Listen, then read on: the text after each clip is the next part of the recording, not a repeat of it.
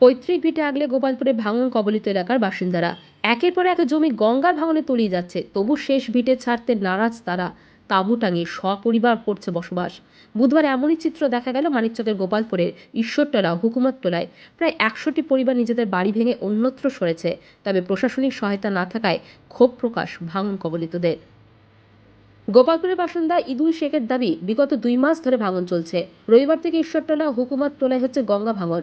বাড়ির শেষ সম্বল বাঁচাতে ভেঙে ফেলা হয়েছে প্রায় 100টি বাড়ি। ফাঁকা মাঠের মধ্যে বাড়ির প্রয়োজনীয় জিনিসপত্র ফেলা হয়েছে।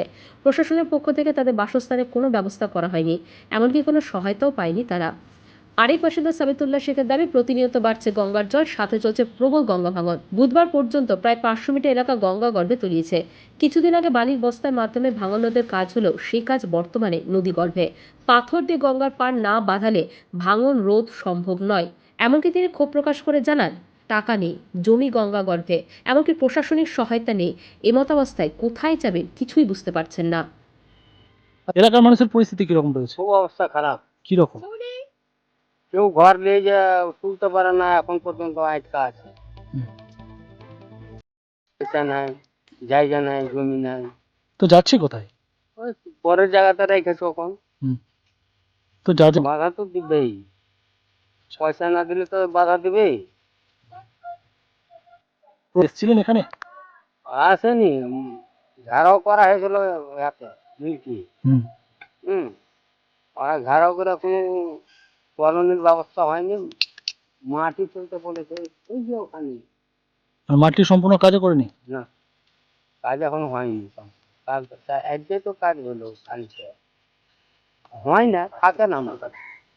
ভাঙন ধরে লাগে, পাথর না ফেলে ভাঙন থামে না। পাথর ফেলতে হবে, জালি দিয়া, তবে হবে। বাঁচা দায়, বাঁচা একবার কম ভরসা হয়ে টাকা নাই, একে তো জমি নাই, কোনখানে বাড়ি করবে, স্থান পাবে না, স্থানই পাবে না।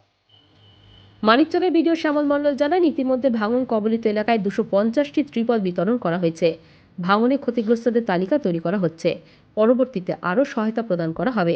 এমনকি সেচ দপ্তরকে জরুরি ভিত্তিতে কাজের আবেদন জানানো হয়েছে ব্লক প্রশাসনের পক্ষ থেকে।